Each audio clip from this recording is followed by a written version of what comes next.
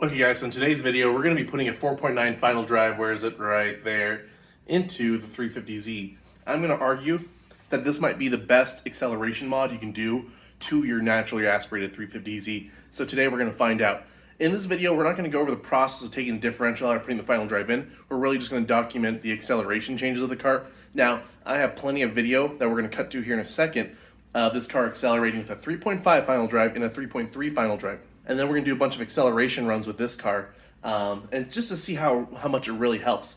So I have a 4.10 final drive, and that's gonna be thrown into this car. I've already had it installed by another shop, just because I didn't have all the tools and stuff to do the bearings, the presses and stuff, and nor did I really have the time. So I dropped it off at the shop. They put a new final drive in. It was pretty simple.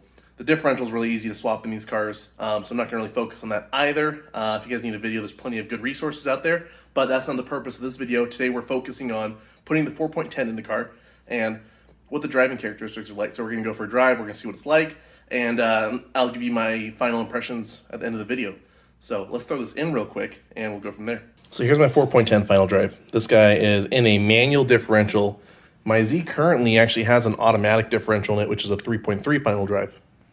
I had to throw it in a manual differential though, because all the aftermarket ring gears don't fit. The automatic differential has like one piece of it that's a little bit different that makes nothing fit. So if you're an auto owner who wants to do a shorter final drive, you'll have to find a manual transmission car differential. And as you can tell, this is a viscous LSD that was welded. And yeah, so I'm gonna pull the 3.3. As longtime followers know that I had a 3.3 in the car for almost a year now, and it just bogs the hell out of this car, especially where this is a rev up and doesn't have the girthy low end torque of the other motors.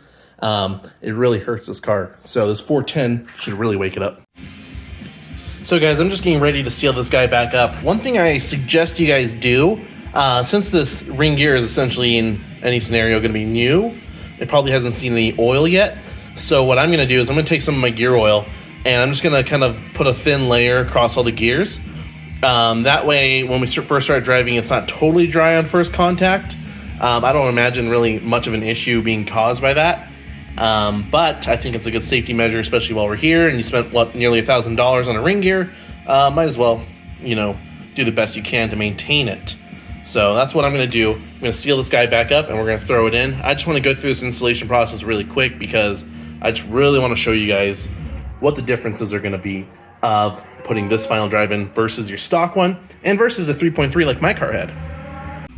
So guys, we're going to cut some clips now of the car just doing some pulls, some track days, autocross, and drifting with, I will document if it's a 3.5 or 3.3 in the car, just so you guys know and you guys can get an idea of what the acceleration characteristics are of the car.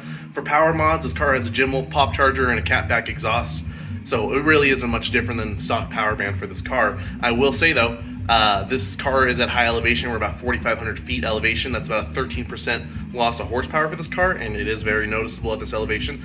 So keep that in mind if you guys are at like sea level or something and you're watching this and you're like, wow, my car goes a lot better than yours. That's probably why. So let's go cut to some clips right now. You guys can see, and then we're gonna finish installing this differential.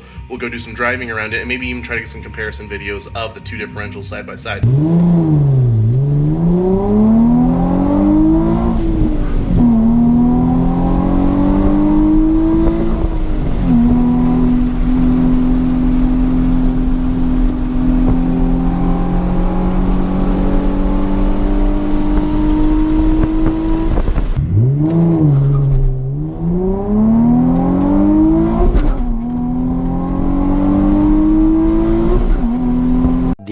Day. Okay guys, so I finished putting the diff in last night and we're gonna go right now. We're gonna do some polls. I'm gonna get some video polls of just how the car feels. I've already taken it for a drive.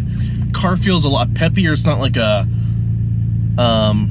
revelation. It's not like, oh my god, but the car feels way faster. When you shift at red line, it drops right into the power band way better, and constantly running through gears feels super fast. The car is definitely awake now. It feels like this car should have had a 410 from the factory, ignoring the fuel economy deficit you get with a shorter final drive.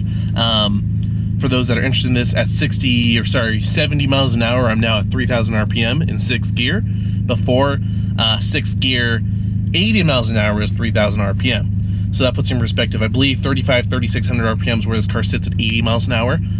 So you do lose a little fuel economy on the highway, but the car's way peppier, stays in power better, and I think drifting wise, it'll be much better as well. So let's go. I'll go get some polls for you guys so you guys can see what the car is like now. And we'll go from there. We'll do some final thoughts, and that's it.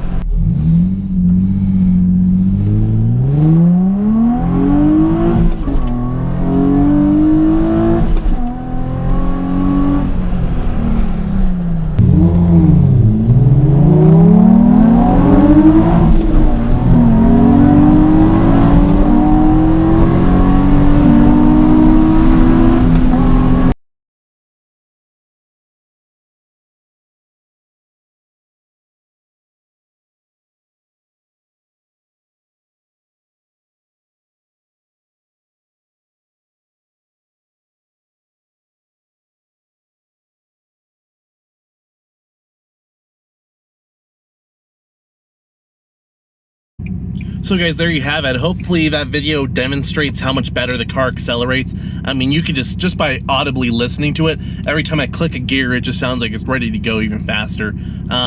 It feels a lot peppier. I'm really excited to see how it feels drifting, and I think it's a worthwhile mod. I mean, I can't stop like flooring it all day, like driving around all day, just non-stop banging gears, hitting red line, and it's been fun. Like, and usually like a power mod, when you do something like that, that's usually a good sign that it's very noticeable, is if you're continuously going after it and after it over and over again. So I'm really happy with it. I think it was a worthwhile mod. It's definitely worth the money. So if you guys have any questions, let me know. Feel free to ask in the comments down below, or my Instagram. I'm more active to answering questions there, so feel free to message me there. It's the same exact thing as my YouTube channel name, the CMX Cars. And I hope this video was informative to you guys, because it didn't seem like there's really that many good videos other than Officer Dan's video. But yeah, so hope you guys enjoyed this video. Hope it was insightful, and I'll see you guys in the next video. Thank you for watching.